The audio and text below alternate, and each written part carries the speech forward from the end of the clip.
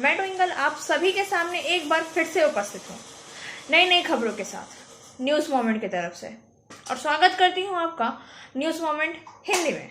तो बढ़ते हैं खबरों की तरफ, लेकिन खबरें शुरू करने से पहले मैं आप सभी को बता देना चाहूँगी कि आज शुक्रवार है और हमेशा की तरह हम लोगों ने शुक्रवार को कुछ अलग करना चाहा है। मेरा आप सभी से अनुरोध है कि आप अपने सुझाव, अपने विचार हमारे साथ साझा कर सकते हैं और हमसे संपर्क कर सकते हैं इस नंबर पर जो आपकी स्क्रीन पर दिखाए जा रहे हैं, ताकि हम आपके सुझाव, आपकी अनुभव को आम लोगों के सामने पहुंचा सके और उन्हें सच से अवगत करा सके। तो बढ़ते हैं खबरों की तरफ।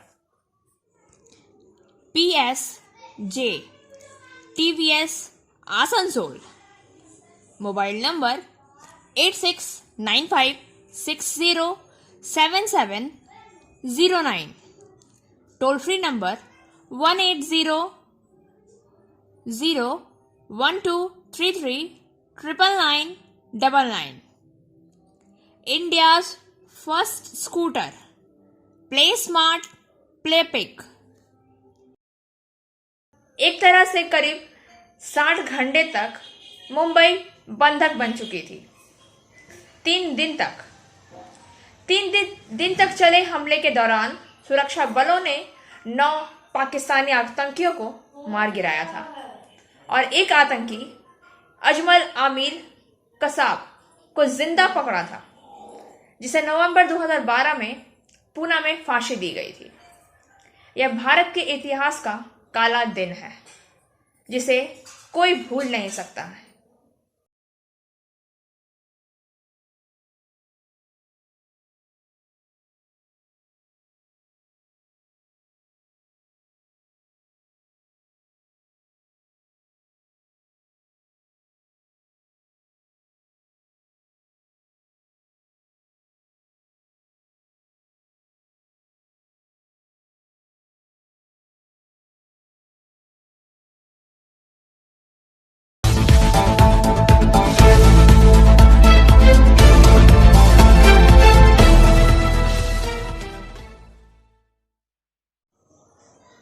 आसनसोल में टोटो वालों को बहुत सारी समस्याओं का सामना करना पड़ रहा है।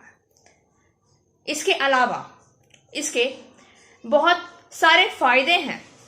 प्रशासन को और दूसरों को इस पर विचार करना चाहिए।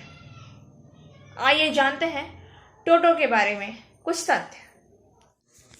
ई रिक्शा में वर्तमान में भारत विद्युत वाहन बाजार का 80% शामिल है। भारत में वर्तमान में लगभग 15 लाख ई रिक्शा है, जो हर महीने लगभग 11,000 नए लोगों की अतिरिक्त बिक्री के साथ बढ़ते हैं। ये आंकड़े बहुत अधिक हो सकते हैं क्योंकि एक बड़ा प्रतिशत अभी भी अनियंत्रित है। बाजार में 2024 तक 9.25 लाख ई रिक्शा की बिक्री की उम्मीद है। इस जबरदस्त विकास के पीछे प्रमुख विकास चल रहा है।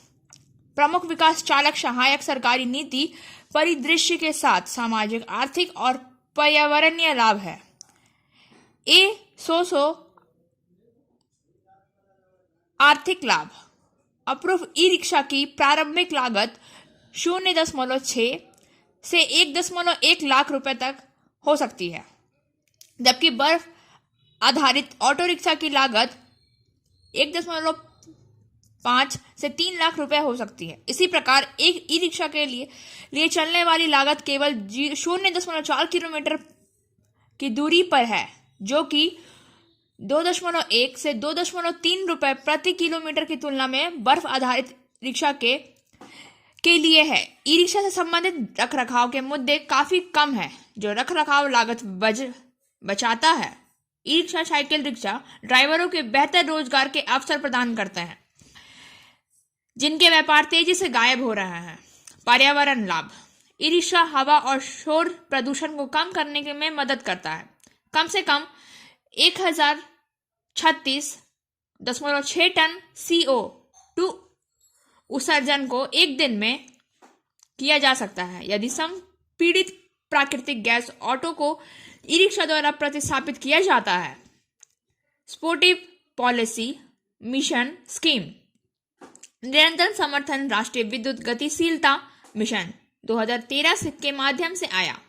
राष्ट्रीय शहरी आजीविका मिशन 2013, प्रधानमंत्री मुद्रा योजना 2015, स्मार्ट सिटी मिशन 2015, बिजली के वाहनों के नियम निर्माण का तेज अनुकूलन, ऋण नियामक ढांचे और प्रत्येक सब्सिडी के रूप में राज्य की इलेक्ट्रॉनिक वाहन नीति, मास्क तैनाती के साथ मुद्दे, उनके बड़े पैमाने पर तैनाती के मौजूद ई रिक्शा के विनियम से जुड़े कई मुद्दे हैं। उनके घटकों को बाहर से आयात किया जाता है लेकिन भारत में इकट्ठा होते हैं। ये आमतौर पर मानकों के अनुपालन के लिए बिना स्थानीय कर्मशालाओं के गैर मानकीकृत और इकट्ठे होते हैं। असंगठित खिलाड़ी संगठित खिलाड़ियों के लिए 1500 से 2000 महीने के मुकाबले 10,000 ई रिक्शा बेचते हैं। असंगठित क्षेत्र द्वारा बेचे जाने वाले ई रिक्शा खराब गुणवत्ता वाले हैं और लीड एसिड बैटरी पर काम करते हैं जिन्हें हर 6-8 महीने के बाद बदलने की आवश्यकता होती है। प्रतिदिन बैटरी प्रतिस्थापन लागत 25,000 रुपये और 28,000 रुपये है। लीड एसिड बैटरी आमतौर पर 80 किलोग्राम के करीब होता है जो वाहन लाभ को कम करती है। चूंकि बैटरी को नवीनीकृत नहीं किया जा सकता, एक ई रिक्शा मालिक आमतौर पर इसे विक्रेता को वापस लौटाता है जिसने अपना जीवन चलाया। उपयोग की जाने वाली बैटरी अक्सर पर्यावरण को नुकसान पहुंचाती है। केंद्र सरकार ने अक्टूबर 2019 से लीड एसिड आधारित ई रिक्शा के सब्सिडी बंद कर दी है। ई रिक्शा के रूप में बढ़ोतरी हुई है क्योंकि उनमें से अधिकतर अनियंत्रित रहते हैं। 2021 में भारत में लगभग 15 लाख ई रिक्शा हैं। 2019 तक केवल 1.5 लाख पंजीकृत हैं।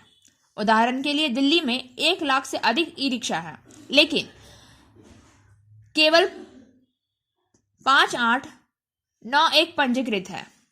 नतीजतन ड्राइवर वैध लाइसेंस नहीं रखते हैं और यात्रियों की सुरक्षा में समझौता किया जाता है। अधिकृत ई रिक्शा चार्जिंग सुविधा में कमी बिजली की चोरी की ओर ले जाती है। दिल्ली में कई असंगठित सेटअप बिजली की चोरी करने के रात में थोक चार्जिंग प्रदान करते हैं। ई रिक्शा मालिक पार्किंग और चार्जिंग सुविधा के लिए निश्चित धन 100 से 150 रुपए का भुगतान करता है। एक टिकाऊ तरीके से बढ़ाने के लिए इलेक्ट्रिक रिक्शा बाजार के लिए नीचे चर्चा के अनुसार नीति और नियामक हस्तक्षेप का संयोजक की आवश्यकता है।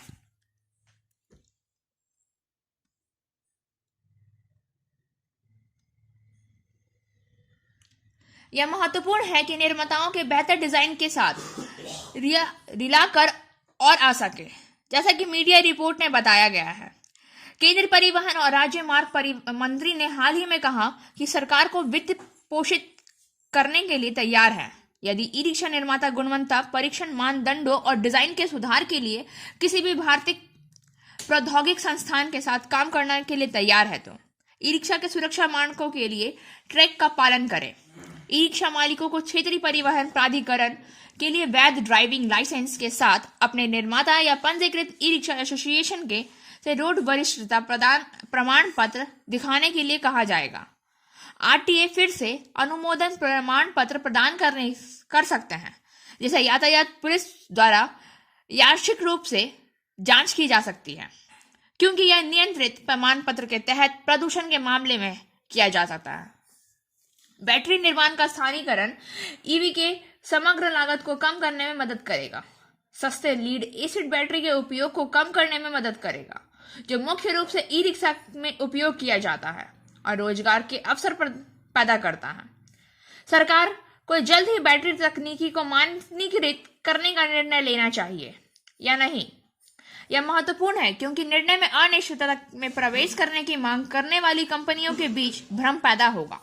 यदि सरकार इस निर्णय और निवेशकों को गैर मानकीकृत बैटरी तकनीक में निवेश करती है तो यह निवेशकों के लिए एक बड़ा नुकसान पैदा करेगा। सर्दियां आ चुकी हैं और हमें बच्चों की कुछ खास देखभाल की जरूरत है। इन सर्दियों में अपने बच्चों को कैसे तैयार करें? छोटे बच्चों छोटे वयस्कों की तरह नहीं, बच्चे और छोटे बच्चों के साथ माता पिता को चाहिए। पहला, बच्चों की जरूरतों के लिए सर्दियों में कपड़े समायोजित करें। एक वयस्क की तुलना में कपड़ों की एक और परत में बच्चों और छोटे बच्चों को पोशाक एक ही परिस्थिति में पहनेंगे। दूसरा, कम से कम ठंड के संपर्क में रहें। बच्चों और छोटे बच्चों के पास ठंड के लिए वही सहनशीलता नहीं होती जो वयस्कों में हुआ करती है। बाहर समय को सीमित करना महत्वपूर्ण है। तीसरा, शीतकालीन सामान मत भूलना, जैसे कि गर्म जूते, दस्ताने या मिशन और एक टोपी याद रखें, जो युवा बच्चे और बच्चों को आरामदायक रखने में एक बड़ा अंतर डालता है। सर्दियों की सर्दी से बचने के लिए सरल तरीके यह एक आम मिथक है जो ठंड का मौसम सर्दी के कारण बनता है, लेकिन ऐसा नहीं होता। जुकाम मुख्य रूप से वायरस द्वारा होते हैं। हम सर्दियों में अधिक सामान्य रूप से उजागर होते हैं जब बच्चे स्कूल में होते हैं और एक दूसरे के संपर्क में निकट संपर्क में होते हैं। आमतौर पर हवा और हाथ में श्वसन बूंदों के माध्यम से होते हैं। बच्चों को प्राप्त करने के सर्दी और फ्लू से रोकें। चौथा, साबुन और पानी का उपयोग करें। अपने हाथ धोने में अक्सर रोगाणु के प्रसार को कम कर दिया जाएगा। पांचवा, उनके मुंह को कवर करें। छींकने या खांसी अपनी कोहनी के मोड़ में भी रोगाणु फैलाने में मदद करता है। छठा, टीकाकरण पर्याप्त है। फ्लू शॉट 6 महीने और उनसे अधिक उम्र के बच्चों के लिए शहीद टीकाकरण वर्तमान रखें। स्लेज और हिमपात ट्यूब पर सुरक्षित रहें। सातवां, बच्चों की निगरानी करें। हमेशा जब बच्चे स्लेजिंग या बर्फ ट्यूबिंग होते हैं तो जल्दी चोट लग सकती है। उन पर नजदीकी नजर रखना महत्वपूर्ण है। आठवां, मोटर वाहनों से दूर रखें। अक्सर स्लाइडिंग पहाड़ियों, राजमार्गों या सड़कों से बहुत दूर नहीं, सुरक्षित दूरी रखना महत्वपूर्ण है। नौवां, उचित रूप से स्लेड। बच्चे पहले से झूठ बोलने के बजाय पहले या बैठकर घायल हो सकते हैं। 10वां, एक स्पष्ट क्षेत्र का पता लगाएं। एक स्लाइडिंग स्थान चुनें जो पेड़ या बांस जैसे बाधाओं से स्पष्ट हो और बर्फ से ढका हो। पश्चिम बंगाल में सभी नगर पालिकाओं के मतदान 30 अप्रैल से होगा। राज्य के महाधिवक्ता सौमेंद्र नाथ मुखर्जी ने गुरुवार को कोलकाता उच्च न्यायालय में एक मामले की सुनवाई के दौरान यह बात कही। गुरुवार दोपहर राज्य चुनाव आयुक्त सौरभ दास ने 19 दिसंबर को कोलकाता में होने वाले चुनाव पूर्व की अधिसूचना जारी की है। भाजपा के निकाय वोट से संबंधित एक जनहित याचिका की सुनवाई के दौरान हाईकोर्ट के सवाल उठाते हुए कहा गया है कि राज्य की सभी नगर पालिकाओं में मतदान के बजाय कोलकाता नगर पालिका के लिए अलग अलग चुनाव नोटिस जारी किए गए हैं। कुछ हफ्ते पहले भाजपा नेता प्रताप बनर्जी ने कोलकाता उच्च न्यायालय में एक जनहित याचिका दायर की। मुद्दा यह था कि राज्य के सभी नगर पालिकाओं के पास एक साथ वोट क्यों नहीं कराए जा रहे हैं। पिछले मंगलवार को मामले की सुनवाई के दौरान मुख्य न्यायाधीश प्रकाश श्रीवास्तव और न्यायमूर्ति राष्ट्रीय भारद्वाज की खंडपीठ ने राज्य चुनाव आयोग के वकील से पूछा, सभी नगर पालिका एक साथ मतदान क्यों नहीं कर रही है। 18 नवंबर को राज्य चुनाव आयोग के वकील पार्थ सारणी सेनगुप्ता ने उच्च न्यायालय को बताया कि जब तक जनहित याचिका लंबित है तब तक चुनाव का नोटिस जारी नहीं किया जाएगा। भाजपा की वकील पिंकी आनंद ने गुरुवार को प्रताप और एक अन्य जनहित याचिका की सुनवाई के दौरान कहा कि आयोग कि वे कोविड स्थिति के लिए एक साथ मतदान नहीं करना चाहते हैं। त्रिपुरा में वोटिंग हो रही है और वोट पर कोई आपत्ति नहीं है, लेकिन ऐसा कहने के बाद भी अधिसूचना क्यों जारी की गई। उन्होंने आयोग की अधिसूचना को स्थगित करने की मांग की है। मुख्य न्यायाधीश ने उस समय यह जानना चाहा बाकी नगर पालिकाओं का मतदान कब होगा, वरना जानना चाहते हैं तब राज्य के महाधिवक्ता ने उस समय अदालत को बताया था कि कोलकाता में कोरोना स्थिति में सुधार से पहले मतदान हो रहा था। सभी नगर पालिकाओं में चरणबद्ध तरीके से 30 अप्रैल तक मतदान होगा। फिजियोथेरेपी क्लिनिक पुरुषों एवं महिलाओं दोनों के लिए। यहां उपयोग किए जाने वाली मशीनों का नाम है UST, IFT, TENS, MS, short wave deep heat, wax bath, infrared lamp इत्यादि। Sripally, GK Roy Sarani, Rupam building, Asansol, Upendranath high school के पास। अधिक जानकारी के लिए आप संपर्क कर सकते हैं महुआ 7047456855 पर। किसानों और उनके हित के लिए किसान खेत मजदूर तृणमूल कांग्रेस का पहला जिला सम्मेलन। पुरुलिया से वर्किंग एडिटर विकास प्रसाद के अनुसार पुरुलिया जिला के किसानों के हित और उनके अधिकारों की प्राप्ति के लिए किसान खेत मजदूर तृणमूल कांग्रेस का पहला पुरुलिया जिला सम्मेलन पुरुलिया के रविंद्र भवन में गुरुवार को आयोजित किया गया। सम्मेलन को इस दिन कृषि सभ्यता की जीत उत्सव के रूप में मनाया गया। सम्मेलन में मुख्य अतिथि के तौर पर किसान खेत मजदूर तृणमूल कांग्रेस के प्रदेश अध्यक्ष पूर्णेंद्र बसु मौजूद थे। इस सम्मेलन के मंच में आज के दिन पुरुलिया जिले की 33 जानी मानी हस्तियों का स्वागत किया गया। सम्मेलन में पश्चिम बर्धमान विकास मंत्री संध्या रानी टुडू, पुरुलिया जिला परिषद के सभापति सुजॉय बनर्जी, जिला परिषद के सह संरक्षक जॉय बनर्जी और तृणमूल कांग्रेस के जिला अध्यक्ष सौमेन बेलथरिया, पुरुलिया नगर पालिका प्रशासक नवेंद्र महिली, जिला परिषद शिक्षा अधिकारी गुरुपत टुड्डू और किसान खेत मजदूर तृणमूल कांग्रेस पुरुलिया जिला अध्यक्ष प्रोसेनजीत महतो सहित अन्य लोग उपस्थित थे। इस सम्मेलन में भाजपा समेत विभिन्न राजनीतिक दलों के करीब 700 परिवार पार्टी छोड़कर तृणमूल कांग्रेस में शामिल हो गए। प्रदेश अध्यक्ष पूर्णेंद्र बसु और जिला अध्यक्ष प्रोसेनजीत महतो ने उन्होंने पार्टी का झंडा थमाया।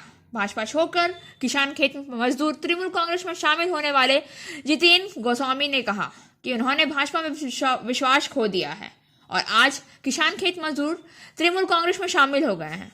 वहीं सम्मेलन में शामिल हुए प्रदेश अध्यक्ष पूर्णेंद्र बसु ने कहा, अगले पंचायत चुनाव में अगर किसान समुदाय को ठीक से नहीं देखा गया तो चुनाव के नतीजे उम्मीद के मुताबिक नहीं होंगे, इसलिए हमें संगठन को मजबूत बनाना होगा। उन्होंने सभी किसानों के साथ खड़ा होने की बात कही है। कहा, उनके हित में आंदोलन करना होगा। किसानों के स्वास्थ्य और उनके अधिकारियों की लड़ाई कंधे से कंधे मिलाकर करनी होगी। एंजल विद्या मंदिर, a sure way to success. We provide class 8 to 10, class 11 and 12, graduation honors and program. We also provide all types of competitive class.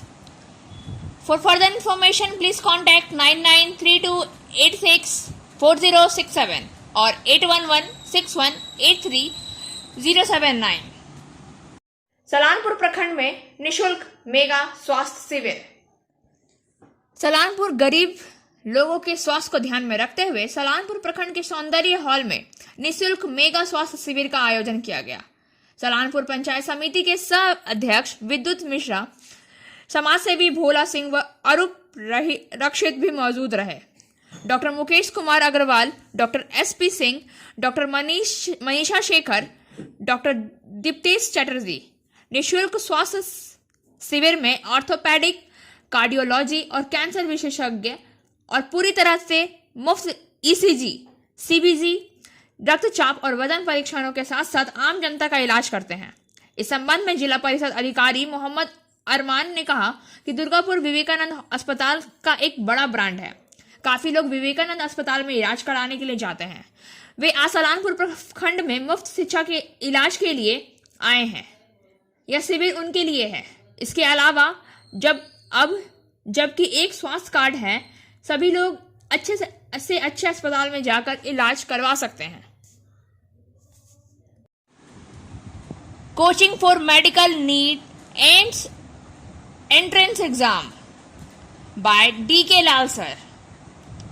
For further information please contact 9832829475। मुख्यमंत्री ममता बनर्जी ने महिला सशक्तिकरण के विशेष सशक्तिकरण के साथ आत्मशैली का सेमिनार बनाया। बुधवार को 5 दिवसीय हस्तशिल्प मेला आसनसोल के रविंद्र भवन में शुरू हुआ। आसनसोल नगर निगम, दुर्गापुर नगर निगम और राज्य सरकार के UDMA विभाग ने इस मेले का आयोजन किया। इस घटना में के उद्घाटन के दौरान राज्य सरकार के नगर विकास संगठन के बेहतर निदेशालय श्रीमती महन सेन आसन ने यह भी बात कही कि इस मेले को संगोष्ठी के माध्यम से, सेमिनार के माध्यम से अपने घटकों की बिक्री के लिए बाजार प्रदान करने के लिए आयोजित किया गया है। साथ ही उन्होंने कहा है कि आसनसोल नगर निगम विभिन्न मुद्दों पर सेमिनार के सदस्यों की सेवा के लिए लोगों की नई पीढ़ी को प्रशिक्षण दे रहा है। Biofina, drink healthy, stay healthy, lychee flavor.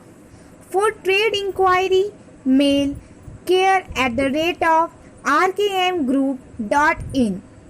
Contact toll free number 1800-258-7060.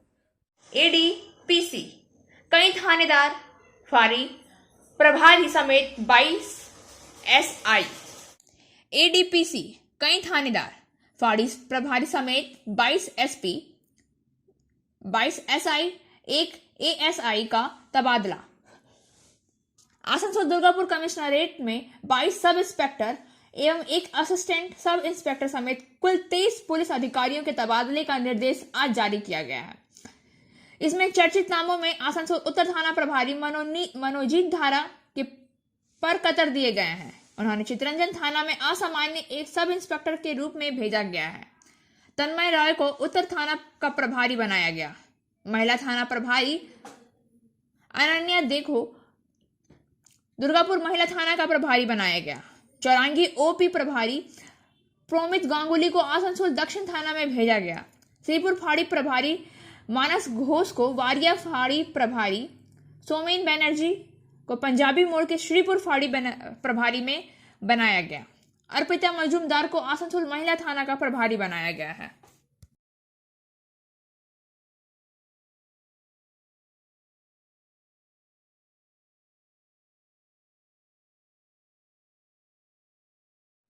Asansol railway police ने मौके पर जाकर दोनों शवों को बरामद करके पोस्टमार्टम के लिए आसनसोल जिला अस्पताल भेज दिया गया। मृतक की पहचान सालानपुर थाने की जेमारी नागपारा निवासी प्रीतिकाना नाग और बाराबनी थाने के आम नाला के तारक घंटाती के रूप में हुई है।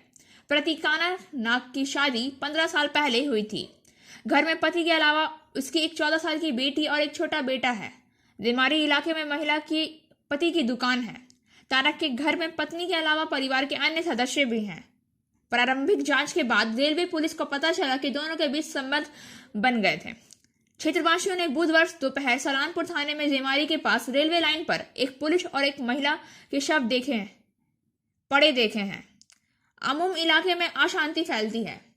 सूचना मिलते ही रेलवे पुलिस मौके पर पहुंच गई। पहले तो दोनों की पहचान नहीं हो पाई। देर रात पुलिस को दोनों की शिनाख्त हो सकी। स्थानीय निवासियों ने रेलवे पुलिस को बताया कि दोनों लोग मंगलवार रात जेमारी इलाके में एक होटल के सामने देखे गए थे। वे इलाके में काफी युवक के पास एक बाइक थी। अपनी बाइक को होटल के सामने खड़ा छोड़कर वह युवती को रेलवे लाइन पर ले गया। उन्होंने फिर नहीं देखा गया है। रेलवे पुलिस ने आगे कहा है कि दोनों शव लगभग एक साथ थे। दोनों शादीशुदा हैं। प्रारंभिक जांच से पता चलता है कि तनावपूर्ण संबंधों के कारण दोनों ने एक साथ ट्रेन के सामने कूदकर आत्महत्या कर ली होगी। उनके परिवार वालों की ओर से रेलवे पुलिस में कोई शिकायत दर्ज नहीं कराई गई है। परिवार के दोनों सदस्य घटना पर कोई टिप्पणी नहीं चाहते हैं। रेलवे पुलिस ने दोनों घटनाओं में अस्वाभाविक मौत के मामले दर्ज किए हैं। Abhinav Ginni house at KN Mukherjee land, Asansol. Telephone number 0341231190। Mobile number 9933990442। It deals in diamond, gems and stones, gold hallmark jewelries, silver items and utensils, zodiac power item। और अब बारी आज के SMS ऑफ द मोमेंट की। I follow everyone back. मैं सभी को पीछा करता हूं। खबरों का सिलसिला यहीं समाप्त होता है। वक्त हो गया है आपसे विदा लेने का, लेकिन उससे पहले हमारे वीडियो को लाइक करें, चैनल को सब्सक्राइब करें और आगे की अधिसूचना के लिए घंटी वाले आइकन को पुश करना